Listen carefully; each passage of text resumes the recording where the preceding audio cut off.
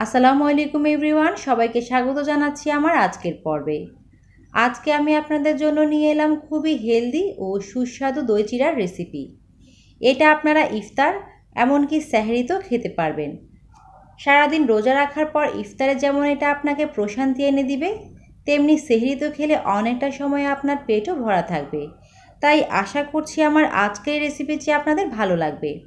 প্রথমে আমি চিড়াটাকে রেডি করে নেব। এজন্য আমি একটা মিক্সিং বোল নিয়ে নিয়েছি, আর এর মধ্যে একটা চালনি বসিয়ে নিয়ে এর মধ্যে নিয়ে নিয়েছি মেজারমেন্ট কাপের 1 কাপ চিড়া। এখানে আমি সাদা চিড়াটা ব্যবহার করছি, তবে আপনারা চাইলে লাল চিড়াটাও ব্যবহার করতে পারেন। এবার এই চিড়াগুলোকে আমি একটু চেলে নিব। আর এরকম করে চেলে নিলে যেটা হয়, চিড়াতে যদি কোনো ময়লা থাকে সেটা পরিষ্কার হয়ে যায়। তাই অবশ্যই চিড়াটাকে একটু ক্লিন করে নেবেন। তো আমার চিড়াটা চেলে নেওয়া হয়ে গেছে এবং দেখতেই পাচ্ছেন নিচে কতটা ময়লা জমে গেছে। এবারে চিড়াগুলোকে খুব ভালোভাবে কষলে কয়েকবার পানি বদলে ধুয়ে নেব।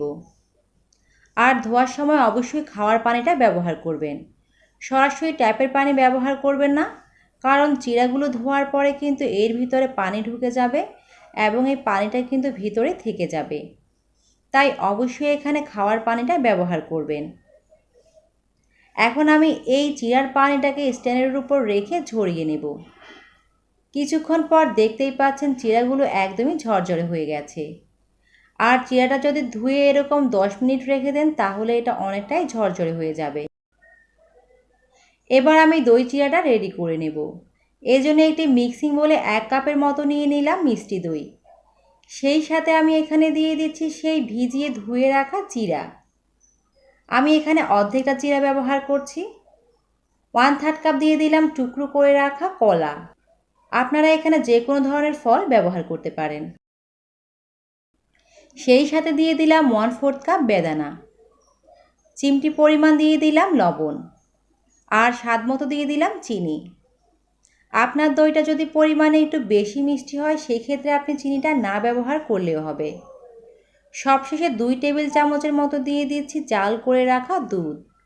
আপনি চাইলে দুধটা ব্যবহার করতে পারেন, আবার চাইলে নাও দিতে পারেন, কারণ দইটা যদি পাতলা হয় সেক্ষেত্রে আপনাকে দুধটা ব্যবহার করতে হবে না।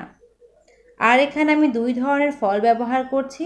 আপনি চাইলে এখানে অন্য যে কোনো ফলও ব্যবহার করতে পারেন। এখন সব কিছু মিশিয়ে নিলেই কিন্তু তৈরি হয়ে যাবে ভীষণ মজার এবং স্বাস্থ্যকর দই চিড়া। ইফতারির সময় যদি আপনারা ভাজা পোড়া না খেয়ে এইভাবে দই চিড়া তৈরি করে খান তাহলে আপনার শরীরের জন্য খুবই ভালো হবে।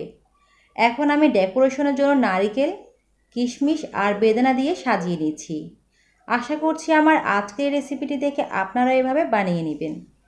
আজকের রেসিপি এ পর্যন্ত। সবাই অনেক বেশি ভালো থাকবেন। আল্লাহ হাফেজ।